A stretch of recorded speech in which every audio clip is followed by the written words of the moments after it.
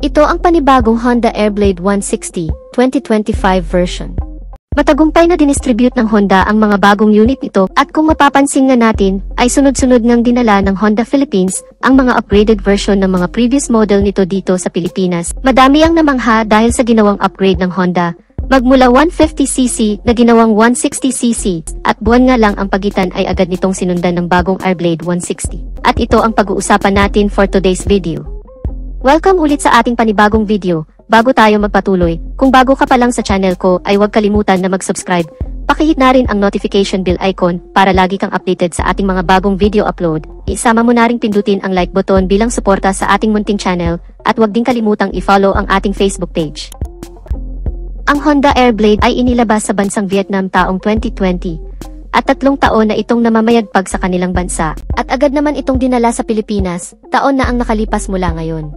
Ngayon alamin natin ang advantages ng features at specifications ng scooter na ito. Umpisahan na agad natin sa pinaka-heart ng motor, ang kanyang engine. Ang bagong Honda Airblade ay mayroong exact engine displacement na 157cc. Single cylinder, single overhead cam, 4-stroke, at ito ay equipped with ESP Plus engine o Enhanced Smart Power Plus, therefore ito ay naka 4 valves. Mapunta naman tayo sa kanyang engine performance. Ang Honda Airblade ay kayang mag-produce ng maximum power na 11.2 kW at 8,000 RPM. At nakakapagbigay naman ito ng maximum torque na 14.6 Nm of peak torque at 6,500 RPM. Mas mataas ang bilis nitong taglay at lakas kumpara sa mga ibang scooter dahil may bilis itong 11.2 kW at lakas na 14.6 Nm. Kaya pagdating sa top speed ay hindi ka dito mapapahiya dahil may ibibilis pa ito pagdating sa pabilisan. At kung akyatan naman ang labanan ay mas malakas ito ng bahagya at hindi ka nito bibiguin pagdating sa uphill. Meron naman itong bore na 60mm at may stroke naman na 55.5mm at meron naman itong compression ratio na 12.0:1. At para sa mga hindi pa nakakaalam ang bore and stroke pag ito ay yung kinumpyut ay dito mo malalaman kung ilang cubic centimeter ang engine displacement mayroon ang isang motor. Isa din sa pinagmamalaki ng scooter na ito ay ang kanyang liquid cooling system, gaya din ng iba pang mga 160cc ng Honda, pareho itong naka-liquid cool. Malaking advantage ito ng Honda Airblade kumpara sa ibang mga scooter, kaya panalong-panalo ka sa Honda Airblade 160 dahil naka-liquid cool na ito at kahit saan ka man magpunta malapit man o malayo, ay makakasigurado ka na always in, proper good condition palagi ang engine ng scooter. Kung mahilig ka naman sa long endurance ay maasahan mo ang Honda Airblade dahil kaya nitong tumagal sa haba ng biyahe, maghapon man o magdamag, kaya wala kang magiging problema pagdating sa overheating issue. Pag-usapan naman natin ang mga smart features na mayroon ang Honda Airblade 125. Una, ito ay equipped with ISS.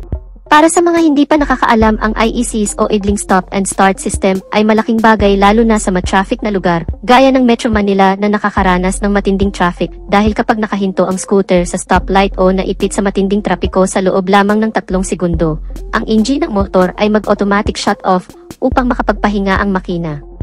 At ang pinaka-main purpose nito ay pigilan ang nasasayang na gasolina habang nakahinto ka sa traffic. Dahil kung wala ang ISS, ang motorsiklo ay patuloy pa din sa pagkonsumo ng gasolina kahit nakahinto na at nakabase pa kung ilang minuto nakatigil ang scooter. Kaya mas madami na din itong maibubuga na emisyon na nakakasira sa ating kapaligiran. Kaya mayroon itong ISS para pababain ang fuel consumption at emission sa mga traffic situation. Pangalawa, ito ay equipped with CBEs. Ang combination braking system ay mas reliable gamitin kumpara sa standard brake lamang dahil ang kagandahan ng CBEs pag pinihit mo ang front or rear brake. Alinman sa mga ito ay magsasabay ng bahagya upang maibigay ang balancing braking power na kinakailangan ng scooter kapag ninais mong huminto, kaya malaking bagay din ang pagkakaroon ng combination brake kesa sa standard brake. Equipped naman ito ng hydraulic single piston single disc sa harap. Meron na rin pala itong anti-lock braking system sa harapan. Ang anti-lock braking system ay piniprevent nito ang pagka-lock ng brake kung merong biglaang pagpreno na magreresulta sana sa pagkadula sa kalsada. At ang ganda din ng kanyang mags wheels na mayroong single spoke stars design at gumagamit naman ito ng mechanical leading trailing o drum brake. Pangatlo, ito ay equipped with side stand cut-off switch. Ang function naman nito ay hindi aandar ang makina kapag nakababa ang side stand ng motor. Isa din itong safety features na maituturing.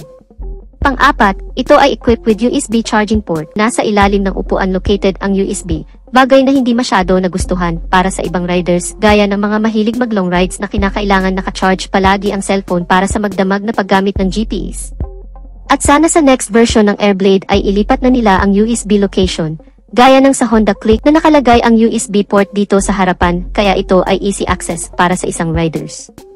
Panglima, ito ay equipped with smart keyless system.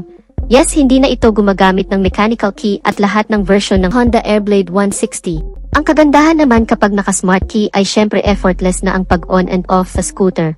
Dahil pa remote ka na lang pagbubuksan mo ito, kaya ito ay very secured at mayroon na din itong answer back system at anti-theft alarm na dagdag security assurance, bagay na kapaki-pakinabang sa lahat ng mga Honda users. Mapunta naman tayo sa kanyang suspensions. Sa harap ito ay naka-telescopic fork at meron naman itong dual shock absorber dito sa likod. Ang kagandahan sa naka-dual shock ay ideal ito sa mga heavy loads dahil mas mabigat ang kaya nitong buhatin at ikarga o di kaya ay pag mayroon kang iangkas at mas balance ang force na kaya nitong ibigay na nagpapanatili sa mataas na stability ng motorsiklo at mas maganda ang bouncing performance nito pagdating sa mga heavy workloads. Meron naman itong fully digital dashboard na very detailed at lahat ng information ay makikita mo dito. Ang kagandahan din nito ay meron na itong built-in voltmeter para sa battery health monitoring. Ang sukat naman ng gulong nito sa harapan ay 90/80/14 at sa likuran naman ay 100/80/40 all tubeless. Pagdating naman sa lighting system magmula headlight, daytime running light, tail light, at turn signal lights ay naka-full LED na lahat. Meron naman itong fuel tank capacity na 4.4 liters at ang kagandahan ng kanyang fuel tank ay nasa harapan kaya less hassle na din dahil hindi mo na kailangan buksan ang upuan para magpagasolina. Isa din ito sa kanyang advantage dahil ang kanyang underseat storage ay mas malaki dahil nga nasa harap na ang kanyang fuel tank, kaya ang lawak ng kanyang compartment at kasya na dito ang isang full face na helmet. Meron naman itong fuel consumption na 50 km per liter. Very user-friendly naman ang kanyang ground clearance na merong 141 mm at meron naman itong seat height na 775 mm kaya swak ito sa height ng mga Asian na may average height lamang. Therefore, kayang-kaya itong imaniobra ng 5'2" ang height pataas at kung usapang top speed naman, ito ay umaabot ng 115 km per hour. May bigat naman itong 113 kilograms. Last but not the least, ang bagong Honda Airblade ay mayroong suggested retail price na 125,900 pesos. So dito na natin tatapusin ang video natin mga ka-Wizard Moto. Sana nagustuhan ninyo ang video, at kung nagustuhan nyo ay pakipindot ang like button bilang suporta na rin sa ating channel, at sa mga hindi pa nakasubscribe ay inaanyayahan ko kayo kapatid na mag-subscribe sa aking channel, para lagi tayong updated sa mga videos na i-upload ko pa. Maraming salamat sa walang sawang pagsuporta. Ride safe and God bless.